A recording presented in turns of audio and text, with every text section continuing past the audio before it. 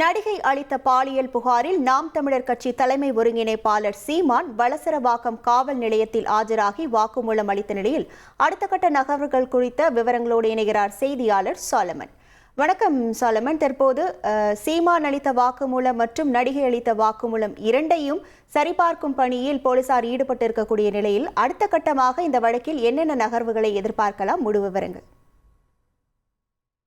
அளித்த பாலியல் புகாரின் பேரில் நாம் தமிழர் கட்சியின் தலைமை ஒருங்கிணைப்பாளர் சீமான் அவர்கள் நேற்று வலசரவாக்கம் காவல் நிலையத்தில் விசாரணைக்காக ஆஜராகினார்.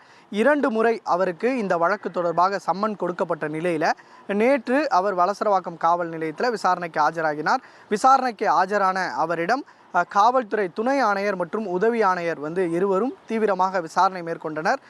மொத்தம் 63க்கும் மேற்பட்ட கேள்விகளை அவரிடம் கேட்டு அவரிடம் அளிக்கக்கூடிய வாக்குமூலத்தை வீடியோ பதிவு மூலமாகவும் எழுத்துப்பூர்வமாகவும் பெற்றனர்.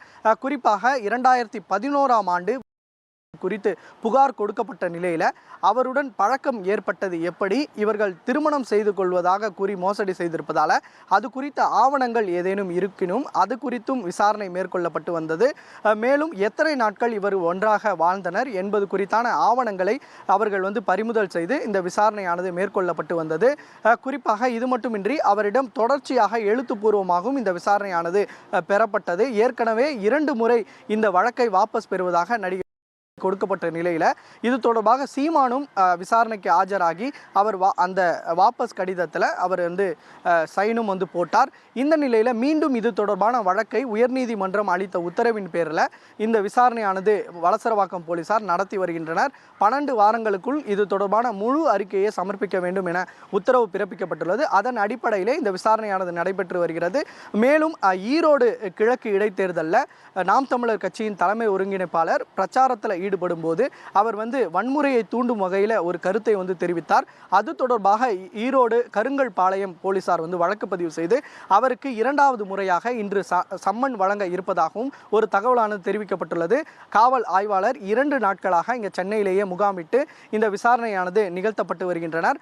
மேலும் சீமான் அவர்கள் அளித்த வாக்குமூலத்தை தற்போது ஆய்வு செய்யக்கூடிய பணியில் போலீசார் ஈடுபட்டு வருகிறார்கள். 2011ஆம் ஆண்டு சீமான் அளித்த வாக்குமூலமும் தற்போது நேற்று அளித்த வாக்குமூலத்தையும் ஒப்பிட்டு இவர்கள் சரியான பதிலை அளித்துள்ளனர், அதில் மாறுபட்ட கருத்தை ஏதேனும் தெரிவித்துள்ளனர் என்ற கோணங்களில் இந்த விசாரணையானது நிகழ்த்தப்பட்டு வருகிறது.